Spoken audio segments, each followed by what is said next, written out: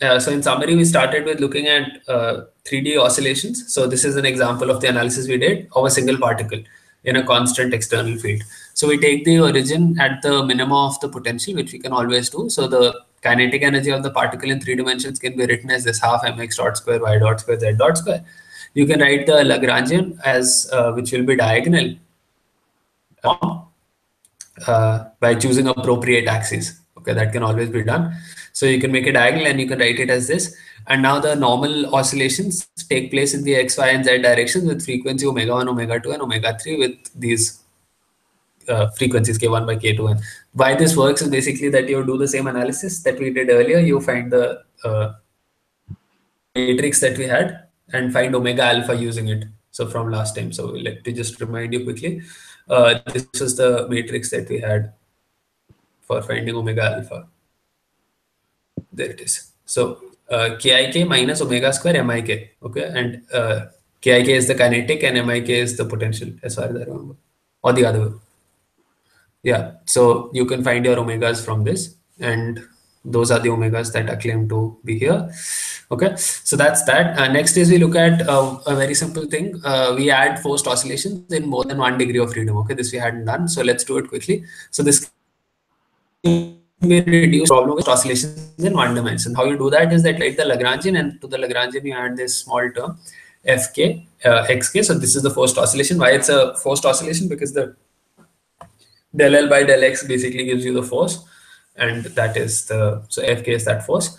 And now what you do is you replace the you can replace the coordinates xk by using the analysis above to the normal coordinates, and in that case your Lagrangian, the L naught part will become diagonal as we had shown, and the part on the right then you can rewrite as this. Now we probably need to have a delta inverse here, but I'm not completely sure. But what is for sure is that this Q alpha is related to xk using these that we saw earlier. So there it is. So these theta alpha are related to xk, the coordinates that we start with, using this matrix delta k, and this matrix delta k we already saw was given by the minor of the determinant of this matrix, the one that I showed you here. Okay, so that's there, and we said that is what theta is. This Q is basically you take the masses also out of the equation, so you multiply it by the mass of the particles. So you do that and you get this, and you basically then substitute for Q alpha using the things which are already specified in the problem, and you can rewrite your F alpha as this.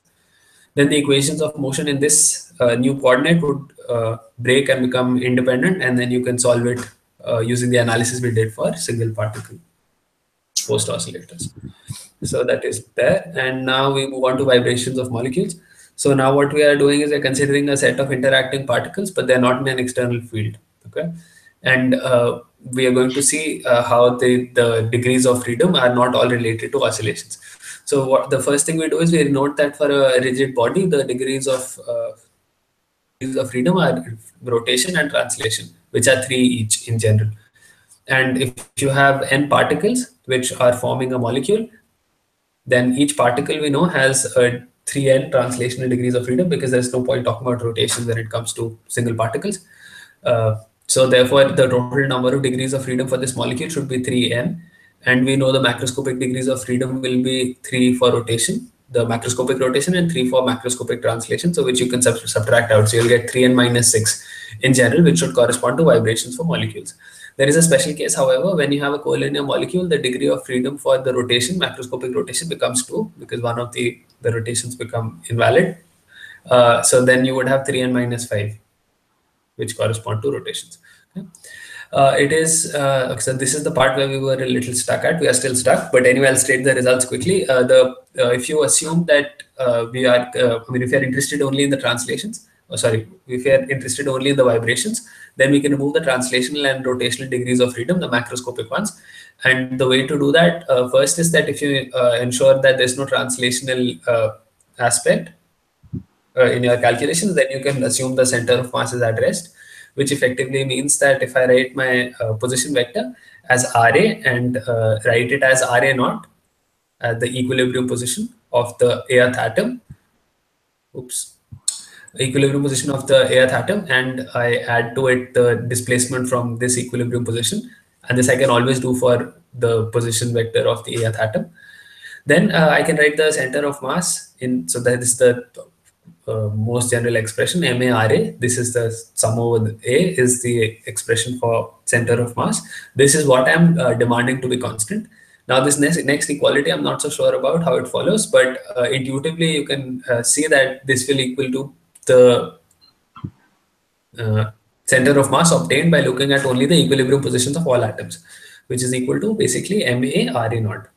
And if this condition holds, then it entails that summation MAUA should be zero, which means that the center of mass, the displaced coordinates for all the atoms should be at, should sum to zero.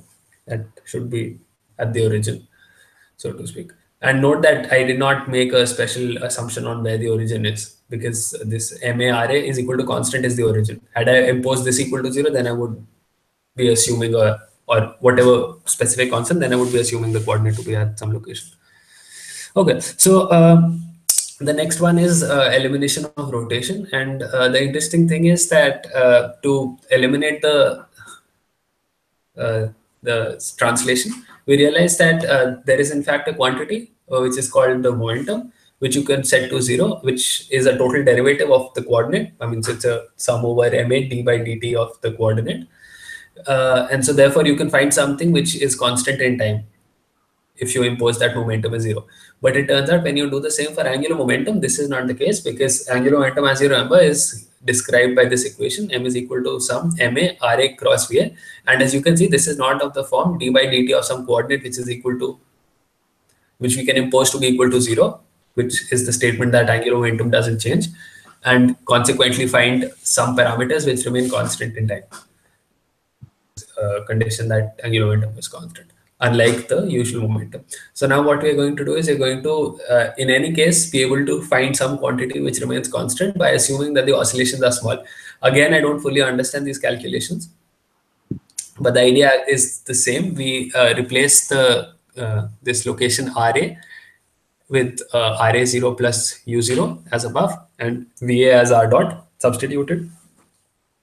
And then we drop some of the terms, saying that the center of mass is at rest, and then eventually we can get this to be of the form summation m ra cross u naught, which you can write as d by dt of this expression. Okay, assuming certain things and smallness and so on, which I'm not very clear at the moment.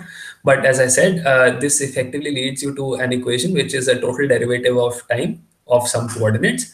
And so therefore this, if this quantity is constant over, is constant, oh sorry, so if this quantity is constant over time, it means that this thing must be zero. Yeah.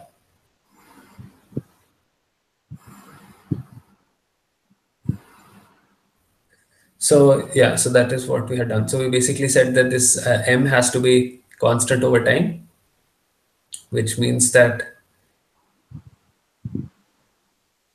this quantity is a constant. So yeah, that's that. And beyond this, we haven't done. So okay, so that was not a very clean revision, but yeah, that should be it. So okay, so with this, we end the session. Kishore, if you have anything to add, please do. Feel free. Nice Um, session. okay, thank you for the sarcasm. And with that, we end the session.